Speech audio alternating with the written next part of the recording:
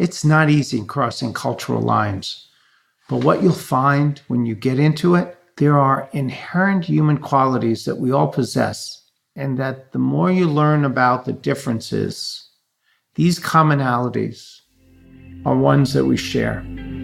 Are you married or in a committed relationship looking for real advice on having love and enriching your relationship? You are in the right place. Welcome to the Couples Expert with Stuart Fensterheim. Hello, and welcome to the Couples Expert Podcast. This is Stuart Fensterheim, the Couples Expert. Here I am again with another edition of our podcast on love and relationships. I'm here today to talk to you about some of the unique challenges and the joys of having an interracial marriage. This is a very sensitive topic, and in some areas of the country and the world, interracial marriage is very much frowned upon. But for me and here at the Couples Expert, we like to think of it as just marriage, because truly, when you get right down to it, you're living together or you're married, and your struggles within your relationship are really much the same as any other couple. The difference, I think, is there's often much more of a concern and having a lot of outside stresses for interracial couples, more to deal with from the outside the home and sometimes even within the family. But if you use that to draw you closer, you can have the most loving, close, and connected relationship of any couple, no matter the ethnicity. Before I start with this podcast, though, and this is totally unrelated, but I'm sitting here thinking that this weekend, August the 12th, I'm going to be starting something that is new for me. One of my goals for my life has been to run a half marathon. I've done a 10K, but every year I seem to get injured trying to do that. My wife for a while was saying, why don't you just stop? But I'm just so committed to this. It's really one of my bucket lists. So what I decided, there's an organization here, a running store called the Runner's Den, and they offer this year, and I think they've done it a few years now, you pay a few dollars, and then you get to do group runs with them. They have injury clinics.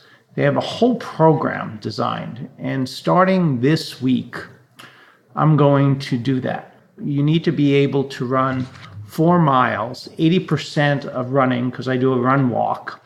And I want all of you to really pray for me this year that nothing happens that takes me out of this. And my goal is to run the Rock and Roll Marathon, which is in January of 2018. And I want your love and your support with my doing that. And I'm going to be posting things on social media. And if you see that, please give me a thumbs up or something, because I'm going to need that motivation to keep going to run that half marathon. That's 13 miles. That's a whole lot of miles. And I've started to prepare for that. So I wanted to just share that with all of you because I'm very excited about beginning that adventure.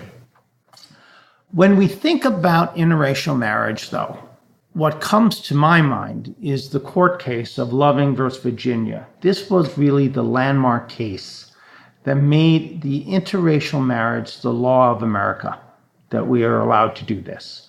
This was during the most turbulent time of the racial unrest in this country.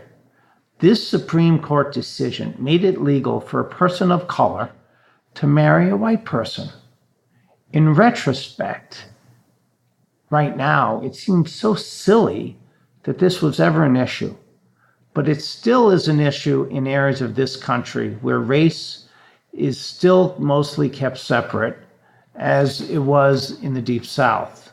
Segregation had to be made illegal, and there were white Southerners made to accept blacks as equals and forced to allow them in all aspects of public, business, and social life.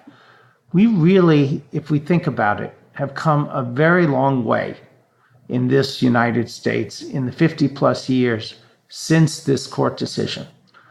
But there certainly are many people who don't approve of interracial relationships or marriage. I don't know how many of you saw the movie, but I did, and it was a wonderful film. And one of the scenes that I recall in this was Mr. Loving wanted the judge to know something, and he wanted to send a message to the court. The only message he wanted to send was one very brief sentence. Could you tell the judge that I love my wife? I get chills running up and down my legs right now as I said that, because what it brings up for me is the love that I have for my wife. And if someone would tell me that I was forbidden to love her, I'd say they were crazy, because I love her. And so for so many years in this country, we have lived an existence with judgment and criticism because of people's skin color. And it's so very sad to me, because when it really comes down to it, whether it was the Lovings or me and my wife, all I want to do is raise my family, live my life, and love who I love. What this decision changed in this country was that interracial marriage was accepted as part of the law of the land. But what it didn't do is changes people's prejudices. And even today, as some of you know, and many of you should know, interracial couples face a great deal of discrimination and bigotry all around this country. Here's the reality. The truth is, love sees no color. When you meet someone and fall in love with them, their racial and cultural background tends not to matter at all. You just see the person. You just meet someone and say, wow, this is one person that I've run into who really gets me, who understands who I am, who cares about me. It's the person that I think about all the time. It's the one I want to be with. In spite of the differences in racial background, religious background, it's no consequence. What matters is that I love them and they love me. They're my perfect match in every single way. It's society's perception that sometimes causes the pain for interracial marriages. Interracial relationships are seen sometimes as abnormal or wrong, and that causes a great deal of pain and problems. It's possible that older family members on both sides may feel this way. And this can cause such stress in the relationships with parents, grandparents, other extended family members who are still stuck in that prejudice and that concept that whites need to be with whites, blacks with blacks, Mexicans with Mexicans, Native Americans with Native Americans. It's really horrible, if you ask me. The old argument with this used to be about the kids, that what will it do to the children? The children will be outcasts. They won't have a clear identity. They won't be white. They won't be black. They'll be something else. They'll be mixed, and that'll be horrible. One of the things that I recall, I used to work on an Indian reservation, Gila River Indian Reservation. And I remember speaking to this Native American boy who was really upset. And one of the things that happened for him, because he had a Native American mom and a white dad, when he went to school, he had such a difficult time. He would be beat up almost every day by the other kids who were Native American, who said he wasn't one of their race. Think about that. Think how horrible that would have been for him. And he was so proud of his heritage, of his Native American background. We were built in this country on the fact that this is a melting pot for immigrants. This was where we came for religious freedom, for political freedom. And yet, this race issue continues to come up.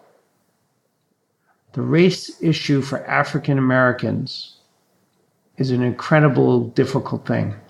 Due to the slavery and segregation, the Black question always seems to be at the forefront of every argument against integration and interracial involvement. What we have found since the Civil Rights Act of 1964 is that children, for the most part, are colorblind. I remember one of the first boys that my daughter dated was Afro-American. And then my other child, who was also a girl, I have two daughters, was with a Mexican boy. It's really interesting. Our children just do fine if we leave them alone. All they want is someone to play with and to like and to be friends with. Mixed race children do just fine in this world when they're raised to know they're part of both cultures and taught to embrace this rich culture and the rich history of their parents. You know, other countries in the world really handle this much better than we do. You know, as I've traveled and I've done a few cruises to England, France, Italy, this issue doesn't seem to come up as much. Children who have mixed heritage have such a diversity, and they seem to be so much more well-rounded. They don't consider the nationality, ethnic background of another child. They choose to adopt one in favor of the other sometimes, and they develop more of a cultural identity later in life. But as kids, what they need is just to be treated as other kids. In 2017, biracial children have the same opportunity as everyone else. That's not to say that we've done away with racial bias. I wish I could say that. There's definitely places where kids who look different or appear to be non-white are treated poorly and with prejudice.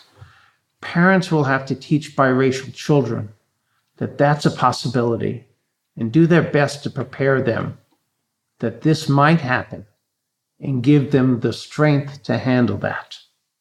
There will be challenges. But if you raise well-rounded, bright, thoughtful kids, they'll be able to stand on their own and be part of that changing mindset and make a choice for themselves whether or not they want to be involved with a racial intermarriage.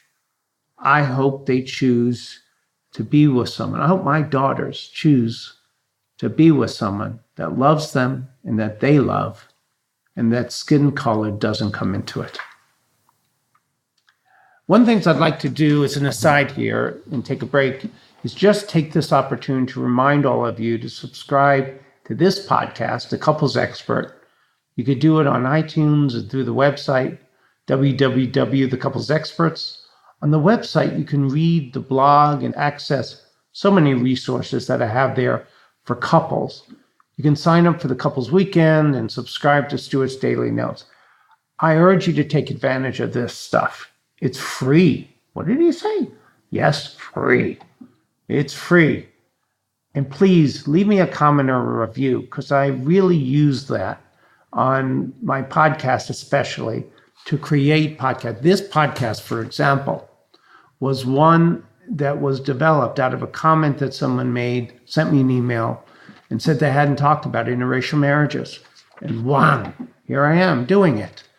That's what I do with these comments. So please, I urge you to comment. And thank you for listening to this podcast. Okay, let's get back to the topic. One of the issues that come up for interracial couples is the resistance of the family. That, in my mind, is one of the more particular challenges, especially when they've been kids.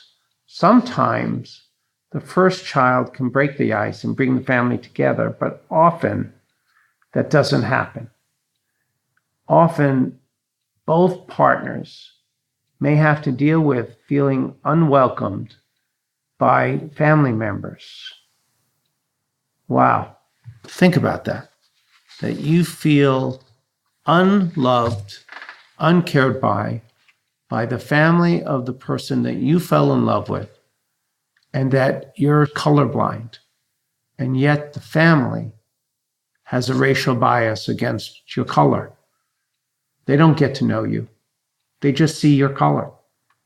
It will probably feel like a very personal insult to you that your partner's family wants nothing to do with you. But that's not really what it is. Their racial bias may be so ingrained that it wouldn't matter to them who their son and daughter brought home, as long as it was someone of the same race. It would be unacceptable and unwelcomed unless you had the right skin color. Your partner is going to be struggling with this as well, because there are divided loyalties. So you can't really blame them for this issue being part of the family. And my dream is, and my hope for all of you, is that hopefully with time, the family will get to know you, will see you, will see the love that you have and the joy that you bring to their son or daughter, and that they will get to know you and love you as much as their son or daughter does. The first grandchild sometimes brings down the resistance and allows the family to see what's important. This little baby, this little child.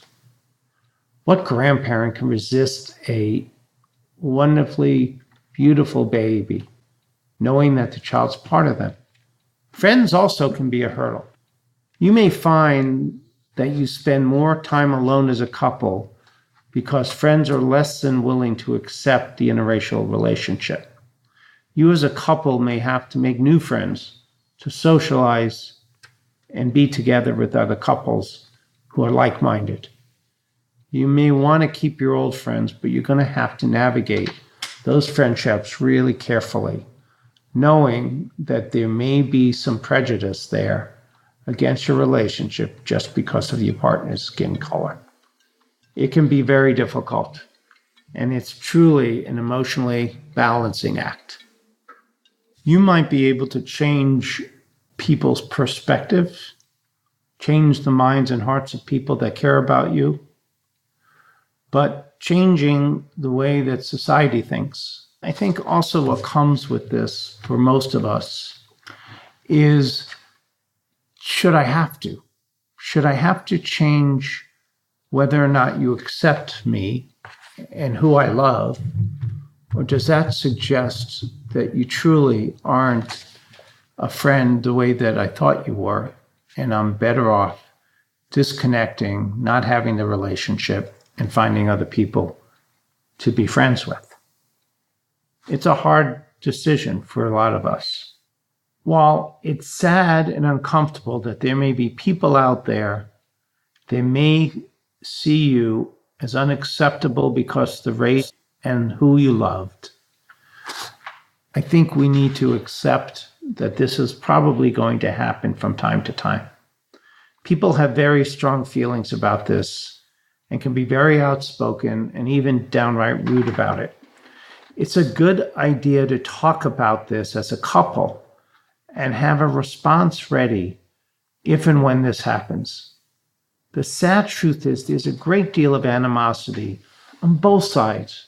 We're talking about black and white relationships. White people who don't like blacks and certainly don't want them intermarrying with whites, and black people who have been raised to be suspicious and even hate white people for the historical oppression and racism that they experienced. 50 years of legal integration has made no difference to them. They still believe the races should be apart. So what else can you do? What should you do? I think you should try to live your lives as authentically as possible.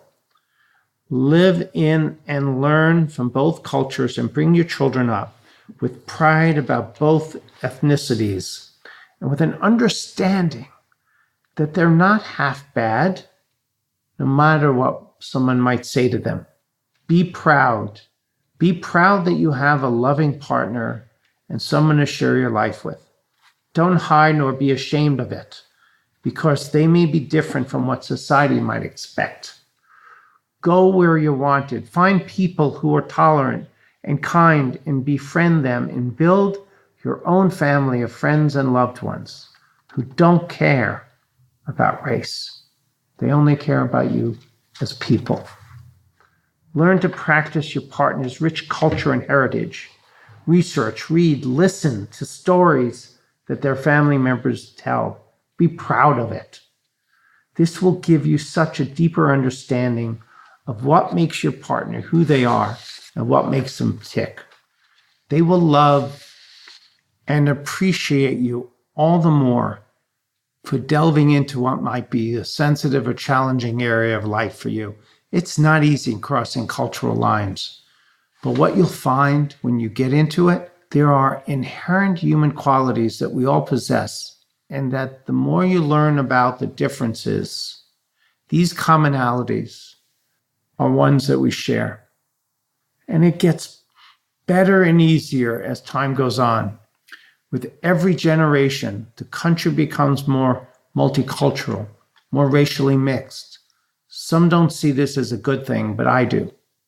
When there's no more white majority, there'll be less to fight about and try to preserve. I love meeting families whose children are multiracial. These children are our future, and their rich cultural heritage makes our country better. Being multicultural is a wonderful thing for families. While it's a difficult challenge to deal with the percentage of small-minded bigots that unfortunately still exists in our world, the rewards are really many. You reap the rewards of having a loving partner, a loving family, and the joy of having two cultures to share it. Your children and your grandchildren will have an extremely rich cultural heritage to enjoy, and the pride of knowing that their parents and grandparents were brave enough to choose love over hate. So those of you just starting out, what I say is be brave, stand up for your love, and find out about your partner's culture and family history. I guarantee you something. It won't be what you learned in school. Be open-minded, be patient, be tolerant. Expect that you'll hit some bumps in the road and that you may be faced with some resistance, but stay strong. For those of you who have made that step into an interracial relationship, what I say is stay close, talk about everything with your partner and your children. Let them know that you're willing to stick it out to have this great love in your life. I applaud you for being strong, for being authentic, for staying connected, for being that person in your partner's world that truly has their back, in spite of the challenges, and that you are something special and they are special to you. You're a shining example to others of why interracial marriage works and should be widely accepted. I just wanted to give you a word of encouragement, not to let the bullies and bigots out there get you down. The relationship you have, the love you have for one another is the most important thing. Build the life you want with the person you love, and overcoming everything that tears you apart makes for a strong bond with your partner. The two of you deserve all the happiness in the world. I wish you all the best. Until next time, this is Stuart Fenster, and I'm the couples expert, saying stay close and please stay connected. Bye-bye.